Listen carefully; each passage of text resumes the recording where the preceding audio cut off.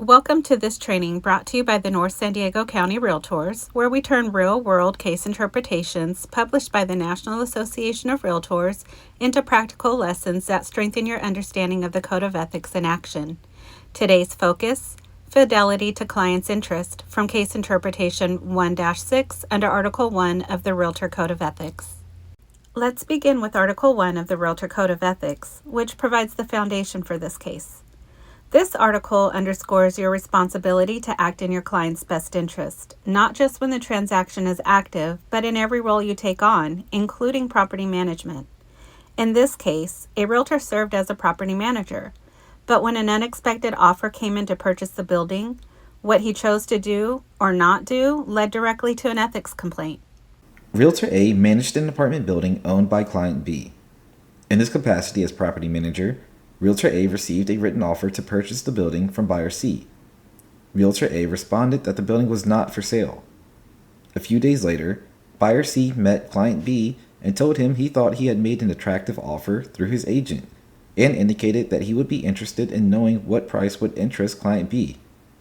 Client B answered that he had received no offer through Realtor A and asked for the details. Client B then filed a complaint against Realtor A with the local association of realtors, charging failure to represent and promote his interests. His complaint specified that while Realtor A had been engaged as a property manager, he had at no time told him not to submit any offers to buy, and that in the absence of any discussion, whatever on this point, he felt that Realtor A should have recognized a professional obligation to acquaint him with buyer C's offer, which, he stated in the complaint, was definitely attractive to him. Realtor A was notified of the complaint and directed to appear before a panel of the association's Professional Standards Committee. In his defense, Realtor A stated that his only relationship with Client B was a property manager under the terms of a management contract, that he had not been engaged as a broker, that at no time had the client ever indicated an interest in selling the building, that in advising buyer C that the property was not on the market, he felt that he was protecting his client against an attempt to take his time in discussing the transaction which he felt sure would not interest him. It was the conclusion of the hearing panel that Realtor A was in violation of Article 1, that in the absence of any instructions not to submit offers, he should have recognized that fidelity to his client's interest, as required under Article 1 of the Code of Ethics, obligated him to acquaint his client with a definite offer to buy the property, and that any real estate investor would obviously wish to know of such an offer. Here's what happened. Realtor A was the property manager for an apartment building owned by Client B. One day, buyer C submitted a written offer to purchase the property. Realtor A responded to buyer C by saying the building was not for sale and never passed the offer on to Client B. No discussion, no call, no email, just a quiet rejection. Later, buyer C happened to meet Client B in person. During their conversation, buyer C mentioned that he had submitted an offer to purchase the building.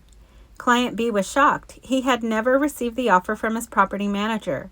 And to make matters worse, after hearing the details, Client B found the offer attractive and likely would have considered it.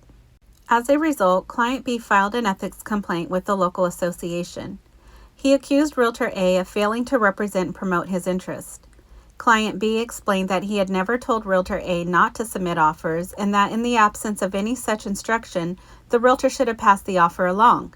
From the client's perspective, this wasn't just a missed opportunity, it was a breach of trust.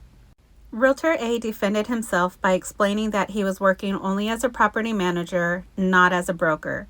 He argued that Client B had never expressed any interest in selling the building, so there was no need to present offers.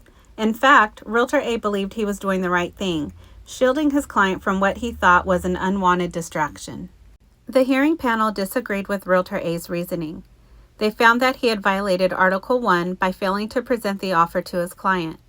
Fidelity to the client's interest includes the duty to share material information, and a written purchase offer is certainly material. The panel noted that any real estate investor would obviously want to know if someone submitted a legitimate offer to purchase their property.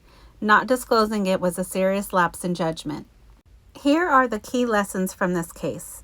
Just because you're acting as a property manager doesn't mean your ethical duties disappear. Don't assume your client's intentions. If you're unsure, ask. Unless you're told otherwise, you must submit all legitimate offers to your client. And remember, protecting your client means keeping them informed, not shielding them from opportunities. Let's reflect. What if client B truly had no interest in selling? Wouldn't a quick check-in still be the right move? Should Realtor A have picked up the phone just to confirm? And what's the risk, not just legally, but ethically, of staying silent? Thanks for joining us for this case interpretation review. This case reminds us that your ethical obligations follow you into every role you take on, whether you're selling, leasing, or managing property. Protect your client's trust, act with honesty and loyalty, and stay grounded in the code. For more real-world training and resources, visit www.youtube.com/@NSDC Realtors.